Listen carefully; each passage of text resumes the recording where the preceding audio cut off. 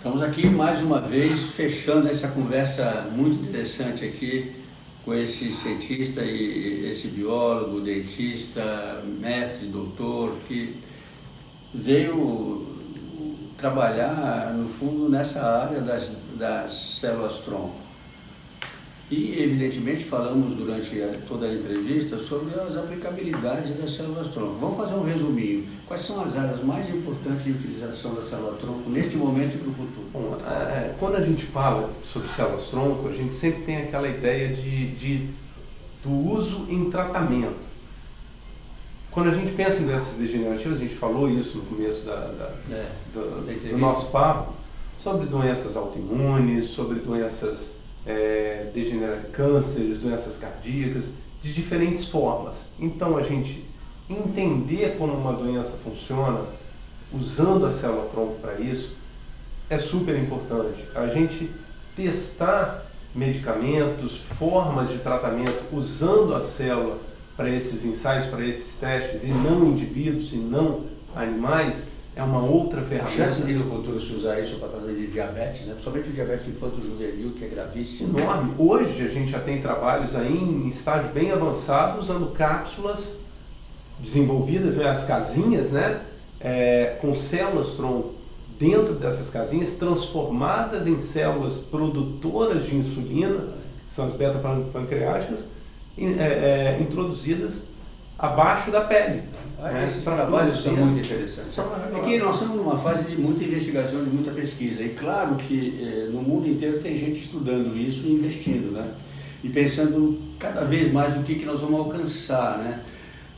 Tem gente dizendo assim, vai acabar a cirurgia de transplantes, será que a gente vai conseguir resolver todos os problemas que antigamente eram resolvidos só cirurgicamente? É uma hipótese, né? Sim. Fundamental. E é por isso que a gente veio aqui hoje conversar com o Zé Ricardo sobre essa situação. Agora, evidentemente, existe uma necessidade de se dizer que as pessoas investem para fazer esse trabalho, né? Claro que o nosso sonho, eu já conversei com várias pessoas sobre isso, é que essas coisas vão evoluindo para ter bancos públicos de células de tronco. Por exemplo, a célula de cordão já existe em alguns países, bancos públicos para resolver o problema da necessidade por causa da questão hereditária. Mesmo nas células-tronco, isso pode acontecer um dia, né? Pois é muito bom você ter tocado nesse ponto, porque existe uma distorção que precisa ser tratada. A célula-tronco mesenquimal, ela carrega com ela um grande poder para controlar a resposta inflamatória no organismo do indivíduo. E a gente sabe que a resposta inflamatória no nosso organismo é uma resposta de defesa quando o nosso organismo é agredido em alguma situação. Exemplo, quando a gente fura o dedo com espinho, o que acontece? Inflama com o objetivo de expulsar aquele espinho e de defender o organismo para que não haja uma contaminação para outras vias, né? Só que essa resposta inflamatória, na maioria das vezes, ela é exagerada, né? Então ela também causa destruição. E a célula-tronco mesenquimal, ela controla a intensidade dessa resposta inflamatória. Só que isso não torna essa célula competente ou apropriada para que eu possa afirmar que a minha célula pode ser usada em você de maneira funcional, né? Então isso não pode ser afirmado categoricamente. Se isso pudesse ser afirmado, ou possa ser afirmado, eu preciso validar a compatibilidade entre nós dois para as células mesenquimais, como existe para o sangue. E não existe ainda uma plataforma estabelecida para isso. Então, a célula-tronco mesenquimal do indivíduo, para o uso próprio, para o uso dele, é um modelo seguro, é um modelo mais previsível, isso em qualquer situação, né? São as premissas básicas, né? Quanto mais jovem a célula e sendo do próprio indivíduo, maior segurança, maior previsibilidade. E mais uma coisa, né, que provavelmente, diferente um pouco das células sanguíneas, essas doenças para as quais ela vai poder usar não necessariamente são doenças de origem hereditária. E aí então você não tem o problema de ser a própria célula já com um gene lá para a doença. Claro que às vezes pode acontecer, que infelizmente às vezes nas células hematopoéticas pode acontecer em casos, por exemplo, de leucemia, alguma coisa desse tipo. Mas isso é uma discussão. Eu não sou imunologista e eu sou um pediatra clínico, trabalho com nutrição infantil, com aleitamento materno, com crescimento e desenvolvimento e um pouco com as relações sociais e familiares. Mas eu vim aqui hoje, a convite desse grupo de trabalho que se chama Henrique, para entrevistar pessoas, porque eu queria tirar minhas dúvidas também. E como eu trabalhei muito em TV e também sou um pouco jornalista, eu fiquei muito interessado em ouvir de uma pessoa que trabalha com isso, essas dúvidas que são minhas, de muitos médicos e também de leigos. Eu acho que é muito interessante. Agora, é acessível para qualquer pessoa esse tratamento? Tem um custo? É muito alto? É pequeno? É grande? Como é que a pessoa faz? Ela tem que fazer um contrato? Como é que é? O grupo trabalha com isso? Sem falar em valores nem nada, mas é acessível para as pessoas? Pois é, essa relação ela é muito... estabelecer uma relação entre o que é caro e o que é barato, isso é muito subjetivo. Mas eu me sinto à vontade para te afirmar que não é. Se nós nos basearmos que, por exemplo, 80% da população brasileira acima de 10 anos de idade possui telefone celular, né? E se a gente for comparar valores, eles estão muito próximos, se não mais... Cara, você está me dizendo que o custo de um celular, R$2.000, R$2.000 e pouco, é o mesmo que você fazer... na mesma ordem de grandeza. Que você ter isso aí para fazer o investimento no futuro do seu filho? Interessante. Na mesma ordem de grandeza. Se a gente for falar em... o Brasil, hoje, é o segundo país no mundo, tá? Aí vou me corrigir, o terceiro, em relação ao consumo, crescimento do consumo dentro da indústria cosmética. Sim. Né?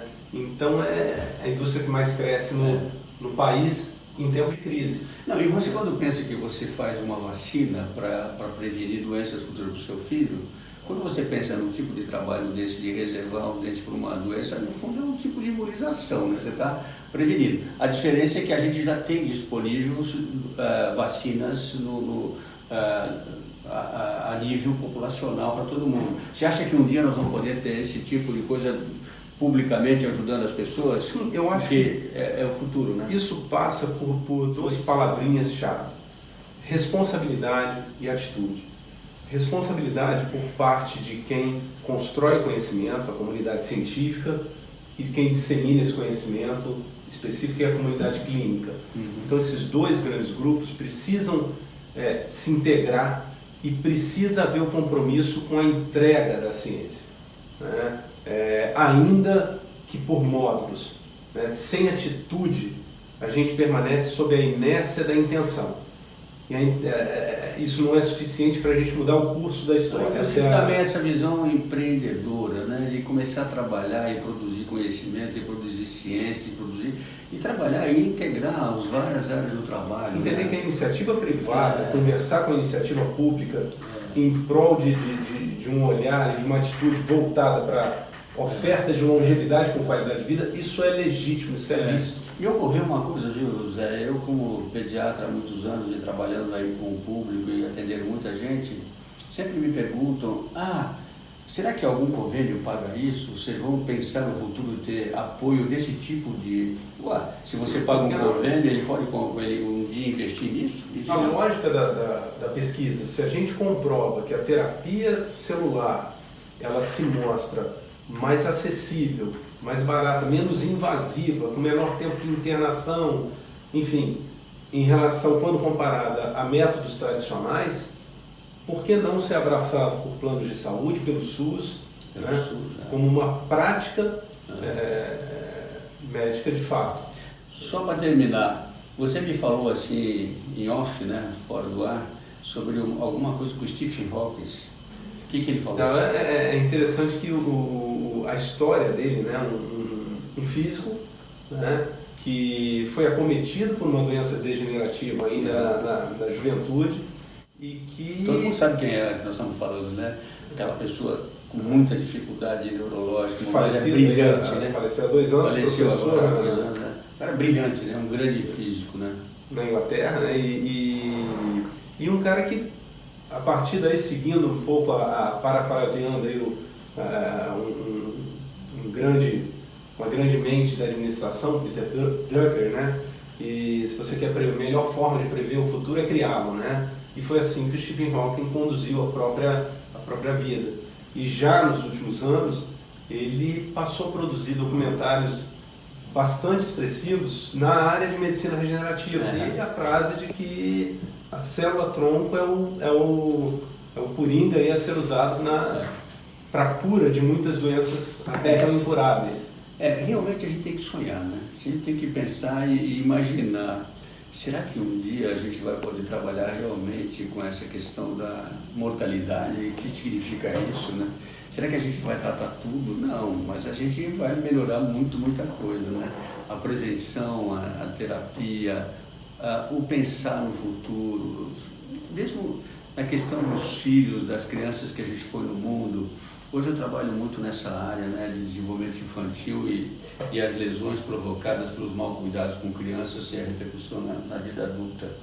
E evidentemente o contrário também é válido, né? Quando você pensa no que você quer fazer de prevenção para o futuro do seu filho, às vezes é preciso entender um pouco a ciência atual, né? Bom, Zé Ricardo, olha, eu estou muito feliz de ter podido participar dessa reunião aqui, dessa entrevista. Eu sempre entrevisto pessoas com conhecimento grande na área científica e fiquei muito feliz de saber como você conhece profundamente a situação e a questão da célula-tronco. Acho que as pessoas que vão assistir a nossa entrevista vão nos mandar questões e perguntas e a gente vai, dependendo dessas perguntas, fazer uma nova conversa com esse rapaz aqui, né? Ele é mais velho que eu, mas ele vai participar dessa nossa conversa. Eu sou o Zé Martins Filho, sou professor de pediatria e sou médico há muitos anos, trabalhando com pediatria, com desenvolvimento infantil, e eu acho que essa coisa das células-tronco é algo inacreditavelmente desafiador. É uma coisa que a gente nunca imaginou que ia acontecer e o futuro está chegando. Pense nisso, vamos conversar mais sobre isso, estamos às ordens. Um grande abraço a todos vocês.